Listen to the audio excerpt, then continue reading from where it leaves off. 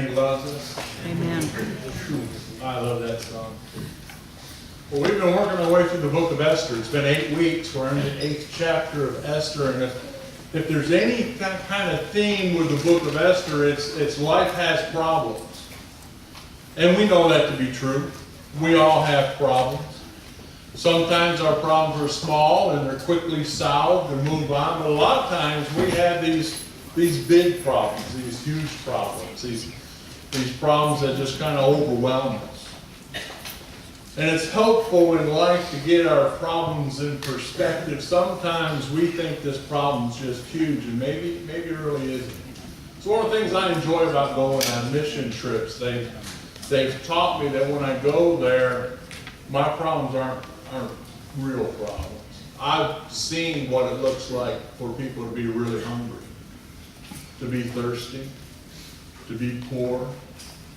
I've seen that. I remember that I went to a place called Soweto. It's outside of Johannesburg, South Africa. And people live in really, really poor conditions. They live in a place that, to be honest, my lawnmower has a more comfortable lifestyle than what they live in. Houses are made out of corrugated steel and pallets and whatever they can find, and you sit in their house and the house is very neat and immaculate and light just pours through the crack. And I've sat in those houses and shared the gospel with people, and it's unbelievable that 5 to 10 people can live in a home like that. And they have nothing, but what amazes me is they're absolutely happy. They're eager to hear about the gospel, and then they share without any kind of reservation whatever they have. I don't know how many times they've provided refreshments and knowing they didn't have anything to share, and what they might be sharing might be what they plan to have for dinner, but they wanted you as a guest to have something, and they gave it to you. It helps to get a perspective on our problems. I Googled the top 12 problems of millennials. If you're a millennial, I apologize up ahead, but millennials see problems a little bit differently. Here's their number 12 problem is the cracking of your cell phone screen. That is very annoying. Number 11 is running out of characters on Twitter. You're not finished saying what you want to say and your tweet's done. Number 10, and you can see how this is heartbreaking, not getting as many likes or retweets as you expected. Number 9, I don't understand at all. Eating fruit with seeds. That's a problem. Hopefully scientists will figure out, like they did with the watermelon, and make the rest of the fruit seedless too. Number 8, when they spell your name wrong in Starbucks. How appalling. Number 7, now we all have number 7, forgetting where you parked your car. Number 6, slow Wi-Fi anywhere. Number 5, I've even got frustrated with this one, waiting for your videos to buffer. Ads on YouTube. Who decided that was a good idea? You're like 4 minutes in and you get a little commercial. Number 3, flicking through TV channels and all of them are on ad breaks. Number 2, the number 2 biggest problem for millennials is losing the TV remote. And number 1, the phone charger cable not long enough to hit you while you're in bed. You know, we laugh, but I mean, in sincerity, some of these people think these are real problems, that their life would be better if these problems were resolved. You know, in life, even for us as Christians, you know, we talk about joy and happiness, and we talk about having a good life and knowing that we're not only saved, but we got a great future, that we've got a place for us that Jesus is reserving for us in heaven. Those are all good things, but despite that, we would like to live a life that's problem-free. But although it'd be nice to rid our life of problems altogether, we need to view problems as opportunities for God to teach us to lean on Him and to depend on Him. God allows these things to come sometimes so that we can focus less on ourselves and put our trust more in Him. And it's amazing what some people have done in light of the great problems they've been given in life. When we think about that, most of the New Testament was written from prison. Now, when you're in prison, why would you think about writing encouraging letters to other believers in other churches? But they did. You bury someone in the deep snows of Valley Forge, and you end up with someone like George Washington. You have someone who's raised in absolute total poverty, and you get someone like Abraham Lincoln. You have an infant who's stricken with polio, and they're grown up to be someone like FDR, Franklin Roosevelt. You have someone who is raised in a society that's filled with discrimination, and you get someone like Booker T. Washington or George Washington Carver or Martin Luther King Jr. You have someone who is labeled as a slow learner, someone that will never have an education. And you get someone who's an Albert Einstein. Sometimes we think problems are a bad thing, but sometimes problems give us an adversity that make us try even harder. So we ended chapter 7 last Sunday on a high note. We saw that Haman, our feared, vile enemy, was defeated. Not only was he defeated, but he was impaled on a pole 75 feet high. And we want to do the happy dance because Haman's gone, but remember we still have the fall that's coming about on the 13th of Adar when all the Jews and all the Persian Empire are going to be killed. And so, what are we going to do? We know that the king's law cannot be broken, it cannot be repealed, and so we've got a problem. We're going to look at the first 6 verses of Esther chapter 8. It says this: That same day, King Xerxes gave Queen Esther the estate of Haman, the enemy of the Jews, and Mordecai came into the presence of the king, for Esther had told him how he was related to her. And the king took off his signet ring, which he had reclaimed from Haman, and presented it to Mordecai, and Esther appointed him over Haman's estate. And Esther again pleaded with the king, falling at his feet and weeping. And she begged him to put an end to the evil plan of Haman the Agagite, which he had devised against the Jews. And then the king extended the gold scepter to Esther, and she arose and stood before him. And she said, "If it pleases the king," she said, "if he regards me with favor and thinks it the right thing to do, if he's pleased with me, let an order be written overruling the dispatches that Haman the son of the Hammedatha, the Agagite, devised, and wrote to destroy the Jews and all the king's provinces. For how can I bear to see disaster fall on my people? How can I bear to see the destruction of my family?" So we get here to this part of the story, and we see things are starting to turn right. Haman is dead. Haman's estate's now turned over to Mordecai. And soon we'll see that Haman's 10 sons are also going to follow in their dad's footsteps and all be impaled as well. But we still have this law to deal with. It's funny, we saw in chapter 6 that Haman really wanted to entertain the thought of being a king. Remember when the king said, "Tell me what I would do for the person who I want to honor." Haman, thinking naturally it was about him, said that he wanted to wear the king's clothes, and he wanted to wear the king's crown, he wanted to ride the king's horse, and be presented throughout town that here is the person most honored. And it backfired on Haman. Mordecai got all those honors instead. And we see the same thing happening here again in chapter 8. Again, Mordecai is taking Haman's place. Now Mordecai is the second in charge to the king. Mordecai is the one wearing the king's signet ring. And now Mordecai is living in Haman's house, wearing Haman's clothes, and sleeping in Haman's bed. It's kind of ironic. It tells us here in chapter 8 that the queen is crying. we've seen two occasions where Esther's crying. The first was in chapter 4, verse 3. And the occasion was that she learned that her cousin Mordecai was at the city gate wearing sackcloth and sitting in ashes. And she was crying because she knew Mordecai was upset. And the word that is used in the Hebrew there is the word for crying, but literally it means dripping. She was dripping. Here the word that is used in chapter 8 is the word that's used for weeping. And literally what it means is you're lifting up your voice. You're more wailing. It's a more loud, more intense crying. 9 times we see in the Old Testament this Hebrew word. Esther is just torn up. She is weeping in front of the king, saying, you've got to repeal this law. You've got to do something. You've got to save the Jews. You've got to make it right.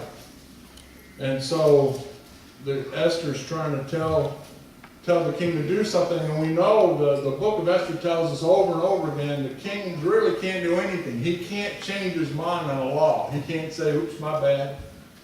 Let's undo that. He has no recourse. So verse 8 tells us what's going to happen. Verse 8 says, now write another decree in the king's name in behalf of the Jews as it seems best to you, and seal it with the king's signet ring, for no document written in the king's name and sealed with his ring can be revoked. The king, you can see, he's taken all of Haman's stuff and given it to Mordecai. He's really trying to make the wrong right. He's given Haman the ring.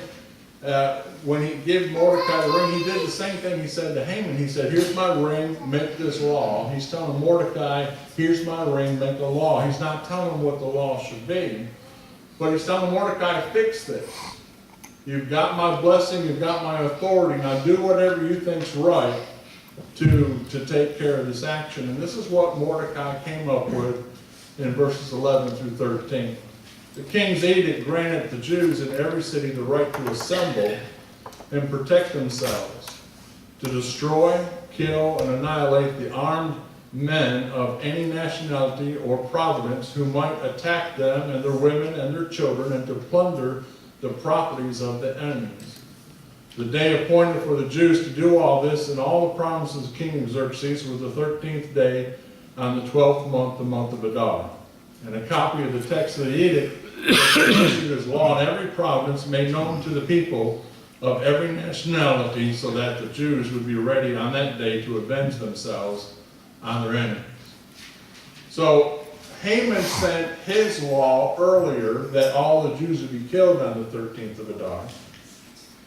And it wasn't like armies were going to go through, knock on every Jewish door and take them out in the street and kill them. It was more that the people in each town would know who the Jews were, and the people that really they heard the law, they thought, man, this is great, were the people who thought, if I kill my Jewish neighbors and take their stuff, then life's going to be better for me. And so not everybody was going to go out killing Jews on the 13th of Adar, but the law that Mordecai puts in effect says, at least now you can protect yourself. You can gather together. You can formulate a plot. You can do something. And so they have the ability to not only defend themselves, but it gave them kind of the right to go on the offensive. It also gave them the right to go ahead and plunder for personal gain for them as well.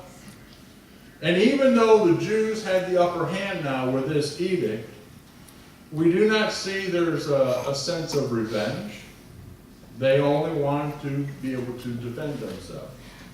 The Jews fought back those who attacked them, but it was not a license to kill. Otherwise, they would have been no better than their enemies. And so they just wanted to defend themselves. And even though they were given the right to plunder, the book of Esther does not show us anywhere where that was so. The Jews just want to be able to live and to live their lives without fear. Now, I think there's some lessons we can learn from chapter 8. 2 are questions and 2 are statements. The first one is, are you responsible for the problem? Now, I think honestly, in America today, we don't ask this question anymore. We never say, am I at fault? Am I to blame? Did I do this? Is this my mess? And you know, the book of Esther is basically the story of a woman, Esther, and Mordecai, a man who took personal responsibility for a huge problem that threatened their very lives and the lives of all the Jews in the empire. And we know that very easily Esther as queen could have not gotten involved, could have kept her mouth shut, could have stayed queen, lived a nice lifestyle. And if they found out she was a Jew, then on the 13th of Dar she would have died, but she could have said, hey, I lived a good life, I enjoyed it, so be it. But Esther and Mordecai took responsibility. They took responsibility for the Jewish people, and that problem became her problem. Most of the time you and I say, that's not my problem. In fact, even when we make the mess and ourselves in the first place, we say, that's not my mess to clean up. Asking God for help is great. And when we pray, we need to own our problem. God is in the redeeming business and not in the bailout business. How many times have we wanted God to just zap the problem and make a solution and have it all go away? We say our bedtime prayers, Lord, here's my problems, and we wake the next morning hoping He'd fix the situation overnight, and never even stop to say, I'm to blame. I did this. I've got some problems. This may mean we need to stop making excuses and allow God to start dealing with us. Especially to deal with that part of us that keeps making the same problems over and over and over. A city councilman was just elected mayor. His first day he gets there, he's setting things up in his office, he opens up the desk drawer, and there's 3 envelopes in there. And there's a little note that says, when things get bad, when times of emergency or a crisis, you need to open up the first envelope and then wait for the second, wait for the third. So he's in an office a few months and things are getting bad. The press is really all over him. And so he opens the drawer, he pulls out envelope number 1, he opens it and it says, blame your predecessor. So he did that. He said, all these problems with the guy that was before me, it was awful. And he said, well, that worked for a few months. Things were going a lot great. And then it started unraveling again. And so it was time he opened up envelope number 2. Envelope number 2 said you need to reorganize. So that's what he did. He turned things upside down, changed things, moved people around, total different plan, and things were going pretty good. Lasted for about 6 months, then things started spiraling out of control again, and so he reached in the drawer, pulled out envelope number 3. Said, make 3 envelopes. Second question is, do we need to take action for our problem? Now, I would like to be able to tell you what to do, but I can't. Every situation is different, and what we have to figure out is, does this problem require us to have more faith? Is this where we double down, we trust God, we have patience and perseverance and long suffering, and we just say, I've just got to trust God? Or is this a problem where we've got to do something? There's a part for us to do. Does God have something that requires action on our part? Sometimes our faith requires us trusting and waiting on God to work things out, to not be anxious, but to be patient. However, sometimes God does indeed have a role for us to play. Max Lucado has a story in his book, In the Eye of the Storm, about a parakeet named Chippy. And he says that one second, Chippy was peacefully perched in his cage, and the next he was sucked in, washed up, and blown over. Here's Chippy's story. He says that Chippy's problems began when Chippy's owner decided to vacuum out the bottom of his bird cage. She took off the end of the hose and she was getting the mess out from the bottom of the bird cage, and the phone rang, and she reached to get the phone, and when she did that, she heard poor Chippy got sucked into the end of the hose. She tossed the phone down, she opened up the vacuum, she ripped open the bag, and there was Chippy, still alive, but all covered with dust and hair and lint and trembling. And so she quickly grabbed the bird and took him and ran into the bathroom, turned the water on, and put Chippy under the water. Then she saw the poor bird was just all soaked and matted down, and so she did the only thing a respectful bird owner would do. She grabbed the hairdryer and blew Chippy. And that's what happened. And so Chippy had no idea what hit him. A few days after the trauma, the person who was on the call when all the episode took place called and said, "Well, how's Chippy doing?" And Chippy's owner said, "Well, he doesn't sing anymore, and he just sits there and stares." I think sometimes when we have these big overwhelming problems, we just sit there windblown and struck like Chippy and hope if we wait long enough it'll all work out. But sometimes God has something for us to do to fix our own problems. Here's number 3. We need to remain strong. Esther shows us that some problems are not short-term problems, they're long-term problems. And things will not get better overnight.